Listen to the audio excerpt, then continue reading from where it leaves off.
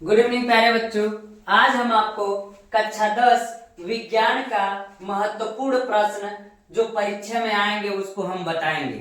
ये क्वेश्चन है कि प्रकाश का परावर्तन से आप क्या समझते हैं उसको बताइए तथा प्रकाश के परावर्तन का नियम को समझाइए और इसके नियम कितने तो इसको भी बताइए।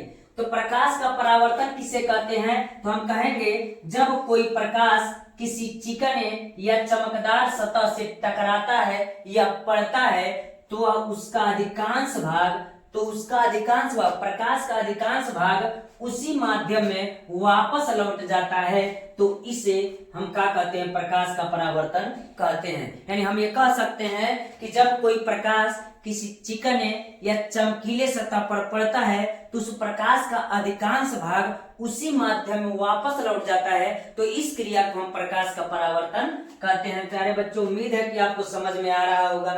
तो प्रकाश देखिए, इस पर अगर हम कहें तो ये प्रकाश है, इस प्रकाश इस प्रकार हो रहा है, पड़ रहा है, पढ़ने के बाद इसी माध्यम में देखिए अधिकांशतः इसी माध्यम में क्या हो जाता है, वापस हो जाता है, तो उसे हम प्रकाश का परावर्तन कहते हैं।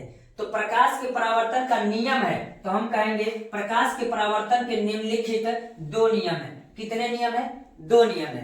तो पहला क्या कह रहा है कि जब आपतित किरण यानी प्रकाश जब पड़ेगा तो उसको हम कहते हैं आपतित किरण, और जब पड़ने के बाद जब वापस जाता है तो उसको हम परावर्तित किरण कहते हैं, और इसको क्या कहते हैं, अभिलंब कहते हैं। तो पहला नियम ये कहता है कि प्रकाश का आपतित किरण जो रहता है और जो परावर्तित किरण रहती है तथा अभिलंब रहता है, तीनों एक ही बिंदु आपतन बिंदु पर क्या होते हैं, स्थित होते हैं। इसको हम कहते हैं आपतन बिंदु। यानी प्रकाश के परावर्तन का प्रथम नियम ये कहता है कि आपतन कोण, आपतित किरण, परावर्तित किरण तथा अभिलंब तीनों एक ही बिंदु आपतन बिंदु पर स्थित होते हैं। हम इससे प्रकाश का परावर्तन का प्रथम नियम कहते हैं। अब दूसरा नियम क्या कर रहा है, आपतन कोण I तथा परावर्तन कोण R सदैव क्या रहता है, बराबर रहता है। तो हम कहेंगे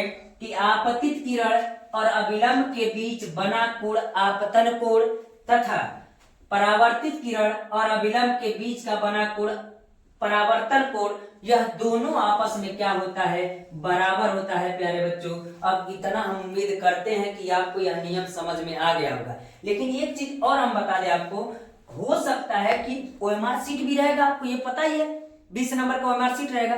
हो सकता है कि उस समय आपको क्या कर देगा कि अगर ऐसा कोई मान दे देगा फिगर और कहेगा आपतन कोण का मान अगर 30 अंश है तो बताइए प्यारे बच्चों परावर्तन कोण कितना होगा, तो यह बताइए R कितना होगा। तो हमने बताया आपको कि आपतन कोण का जो मान होता है परावर्तन कोण के बराबर होता है। यानी है 30 अंश है अगर आपतन कोण, तो परावर्तन कोण भी कितने अंश का होगा, 30 अंश का ही होगा। कैसे? परावर्तन के दूसरे नियम से। एक चीज और हो सकता है कि जरूरी नहीं है, ध्यान से देखिएगा, ये जरूरी नहीं है कि आपतन कोण को देख, मान लीजिए ये परावर्तक तल है, रख दिए, और इस समय अगर हम कहें कि ये पड़ रहा है, यहां से प्रकाश आपतित हो रहा है और ये क्या हो रहा है, परावर्तित हो रहा है, और ये क्या है, अभिलंब है। इस समय अगर कह दे कि इसका मान अगर 50 अंश है, अगर डिग्री है, तो अब बताइए 50 अंश में, तो हम कहेंगे इसका मान बताइए कितना होगा, इसका मान कितना होगा।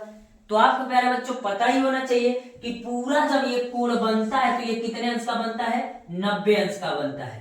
तो 90 अंश में अगर 50 अंश ये दे दिया है तो ये कितना बचा, तो कहेंगे प्यारे बच्चों कि 40 बचा। तो जब है 40 होगा तो ये बताइए ये कितना होगा, तो ये भी कितना होगा, 40 होगा। कैसे? तो परावर्तन के नियम से। तो इतना हम उम्मीद करते हैं प्यारे बच्चों कि यह परावर्तन और परावर्तन का नियम आपको अच्छे से समझ में आ गया।